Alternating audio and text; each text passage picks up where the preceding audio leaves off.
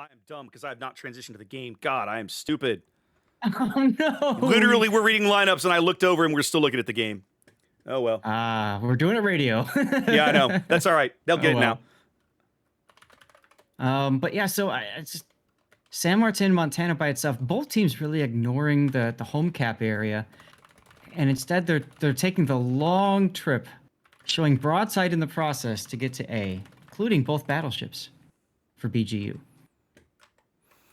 All right. Well, that's my fault for not paying attention to OBS. I guess that's what I get for it being day 2. All right, so let's go back here. Let's go back here and look at the lineup, since I apparently fail at showing you all of that. It is curious to me to see the Yoshino and the Sevastopol. Like, that is just bizarro. And of course, as we were saying, the Hayate runs down south, picks up C, and then immediately heading back toward mid. They've got all this firepower lurking behind A and B, and none of it near the caps, really, Zaf. Feels like BGU's taken a long time. Yeah, I think they're almost afraid to commit and lose a ship early. You can see Danilev's is currently being targeted by just about anybody who can shoot him. Yeah. So they're like, hey, that guy that's way off there in the distance, go shoot him. I mean, he'll take some damage, but is he going to take... I was going to say, he's not going to take catastrophic damage, but somebody just thumped him pretty good. Well, yeah, you got 2 battleships plus cruisers hitting him. I mean, the mosquito bites do add up after a while. They do eventually, I suppose. So Sevastopol, it's got that long duration heal. It's got an engine boost. It's got these very wonky feeling turrets. Do you get the sense that Reg has figured out that the C cap is free right now, Zath? Look at the Clobert and San Martin. Well, that's Cowboy, and Cowboy is a bit of a destroyer enjoyer. And so absolutely, he's got radio location, and he's currently in the middle of the map. Now, if you're radio location and you're in the middle of the map, and it's not pointing in the direction of your C cap or the exact flank, I mean, you got to be scratching your head saying, where the hell is the enemy? Yeah. I mean, we're used to seeing Cowboy in a gearing. Like, that's probably the most common ship we see him play. Oh, yes. So it just feels so odd. And look, you got Inahu in the Yoshino cosplaying as a Russian cruiser. Soviet cruiser. He doesn't have radar. This is not how I would position a Yoshino, to put it lightly. Yoshino wants to be open water, and she wants to be moving. Her armor scheme can't stand up to the kind of stationary fire that most Russian cruisers can. The Sevastopol up north, already in trouble. That's Borges, and of course... Sevastopol has that weird, long, slow heal that makes it incredibly vulnerable to focus fire, which, of course, is exactly the sort of thing you see in this tournament. And he hasn't even used it yet. There we go. Yeah, there. Here's the thing about Sevastopol. If you're going to play Sevastopol, as soon as you start taking damage, you hit Punch the heal. the button. Yeah, it takes like 90 seconds. As long as they can continue to focus you, like, you're in trouble, right? Yeah, it's such an odd choice. And then, the Yoshino, it wants to kite away. It's not. It's forced straight in front. As a matter of fact, he's kind of coming off that island now. No, he's backing up a little. I don't know. It's hard to tell. Cowboys Clobert into C-Cap. You have to remember, this is a legendary module Clobert. He is not as detectable as a traditional Clobert. He actually either outspots or has similar detection to that Hayate. And so they're going to have a much harder time picking him up without radar, and that is way back with Divix's Des Moines back there. Now, keep in mind, in order to do that, he is trading his gun reload, which doesn't matter if he's not shooting his guns. Doesn't matter if he's not shooting, exactly. And right now, they've given up the B cap, but pushed up to grab C, despite the 5 BGU ships in the immediate area. That's right. The Sevastopol and Kurfürst for BGU have decided that they want to go sightseeing. They're going to try to get to the glacier or something, I suppose. I mean, look at where they are in this corner. Yeah. They want to try to hit Man with an Arc 7 Salem. Oh! Inaho's Yoshino just takes a massive hit there from the Montana because you're a Yoshino broadside to a battleship. And he's on the other side of the Shimakaze smoke. It's kind of like, hey, can you smoke me? Sure. Okay, cool. I'll just not use it. Raphael's gearing, trying desperately to edge out of Game Thing's Moskva radar with what little health he has left. He's right on the line.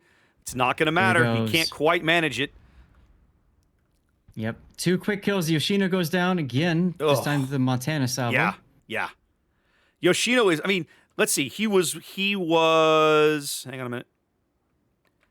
He was less than 10 kilometers from the Montana when Sporkhead wiped him out. So, again, I come back to That is not how you position a Yoshino. No, absolutely not. Very, very odd to see this game playing out the way it is. Yeah. Right now, BGU, just nothing really working for them. Unable to get into the A cap. They've lost a destroyer on this flank. They spent a long time. They did manage to grab B. They now have a cap advantage, but they're down 2 ships. They are way down on health, almost 100,000 points. If I'm Reg, you definitely want to be bringing up. Well, they've got to focus out the Petro. Once they can focus out the Petro, A is free basically, and nothing can stop it. Right. Right. Now Labatso is going to keep on backing up, try to limit who can shoot him. I say that as he pulls forward. He's just there. He's here to defy your expectations, Zath. That's all it's about. Yes. Yes. You know, this Gdansk fire going in on him, every single, all of these shells, because he's Russian, they're all shatters. He finally does bag a stern fire that Labatso puts right out. That's an interesting kind of, meta engagement, right? If you're the Gdansk, you can't hardly do anything to that guy. Nope, but instead he's just going to waste his smoke in the process. So well, he's trying, right? He's keeping him distracted while the Grozavoy moves up. Labatso's out of radars. I'm not even sure why you're leaving him there at this point. He can't possibly defend the cap. Well, Nikolai's going to burn out. That's the penalty of taking that unique upgrade. You lose one of each consumable. You lose cards of the consumable. Yeah. Well, they lose the Kerr first before they lose the Sevastopol, Zath. I wouldn't have put money on that, but that's what happened. Sevastopol is currently taking a victory lap. He turned all the way back. He healed up, and now he's coming right back for more punishment. Yep. Down 3 caps, down 3 ships. This does not look good for BGU, to put it lightly. New. As the Des Moines Divix takes a massive hit. That was the Montana again. That was Sporkhead. Sporkhead doing amazing work with those Montana guns. In fact, here comes another salvo. Divik seems completely unaware this salvo is coming in. It's a little behind him. And through, I don't know, a little luck maybe, he manages to not die. Sorry, I'm laughing. I'm reading chat from 5 minutes ago, and they're waiting to get surrounded so they can shoot their way out. There it is. There's the Montana salvo that just wipes him out. I was about to make a comment about fate protecting fools, children, and ship named Des Moines, but it didn't in that instance. Yeah, Sporkhead was waiting for the trick shot over the island. He wasn't about to just kill him in open water. Nah, it's too easy. He's got to make it look. He's got to make it look like a challenge. That's right. Well, speaking of challenging, Labatso backing up far enough to get broadside to the Des Moines. He's reversed way too far now. I will say, we saw this last game with the San Martin, right? Like, the islands up here provide good cover until you're pushed too far back. And then it's like, nope, somebody's probably got your broadside from there. There's Cowboy doing the Kleber thing because you got torpedoes. Might as well use them. That was Shimakaze in smoke, oldest trick in the book. Wow. Sort of all over but the crying here. There's no way BGU is getting back into this game at this stage. I'm watching Sporgus. He puts his fancy slow heel and takes a torp. Double fire and the flood and more torpedoes. That's over.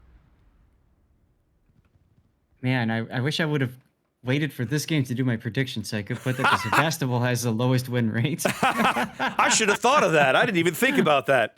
I think I put Des Moines on mine. I thought surely nobody's gonna play Sebastopol. I think I just put Des Moines for like everything. I was like, Des Moines is the most picked, the most banned, most highest, the highest win rate, the highest loss rate. Like everybody takes a Des Moines on their chips or on their team, right? Look at Worley. He's going for the hero play. Is he going to try torping the Montana? Nope, he's going to drift into a Kleber torpedo. No! And that seals the deal for him. Oh, goodness gracious. And I've got a death pick. A flawless victory here for Reg on Faroe Islands. Just, wow, that was brutal. That was brutal. I dare say it was a masterclass in winning. I don't think I could have gone that far. I don't think I would say that actually, but definitely a really, really good showing from those guys. Yeah. You know, they put themselves up in really good situations. BGU had felt like they weren't quite sure what to do with some of their ships. They all decided to go for one cap, and then once they got to that spot, they just kind of fizzled about a bit. And well, we see what happened at the end. Indeed.